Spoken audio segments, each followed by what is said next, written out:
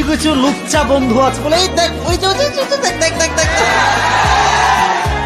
নিজে ভালো থাকতে চাইলেও বন্ধুরা ভালো থাকতে দেয় না, ঠিক না? বিশ্বনবী সালাম ফিরানোর পরে আল্লাহু আকবার বলে আওয়াজ করতেন, এরপর 3 বার পড়তেন আস্তাগফিরুল্লাহ আস্তাগফিরুল্লাহ আস্তাগফিরুল্লাহ। এরপর বিশ্বনবী 33 বার সুবহানাল্লাহ পড়তেন, 33 বার আলহামদুলিল্লাহ পড়তেন, 34 বার আল্লাহু আকবার পড়তেন, আয়াতুল কুরসি পড়তেন। আপনারা পড়েন? আজকালকার ছেলে পেলে ইনকাম না থাক সমস্যা নাই, আব্বা বিয়ে করবো, হ্যাঁ আব্বা আমি রাজি রাজি রাজি রাজি।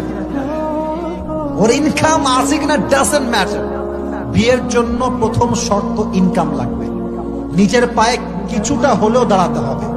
এই যে স্লোগান ইনকাম লাগবে না বিয়ে কর, ঠিক না। নবীর হাদিস কিছুটা সামর্থ্যবান আগে হয়ে না।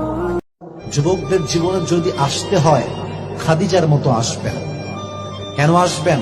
এই জন্য আসবেন যে খাদিজা নবীর হাত তখন ধরেছে যখন নবী শূন্য পকেটের পুরুষ ছিলেন, আর মেয়েরা এখন সেই পুরুষের হাত ধরতে চায় যার পকেট ভর্তি টাকা আর টাকা। কিন্তু সেই মেয়ের বোঝা উচিত, যদি আজকে আমি এমন যুবককে বিয়ে করি যার টাকা পয়সা খুবই কম, আমার বিয়ের পরে সে যদি প্রতিষ্ঠিত হয়, সে তো সবচেয়ে বেশি তার বউকেই ভালোবাসবে। মেয়েরা বোঝে না, আগেই খোঁজে পকেট ভারী কাজ।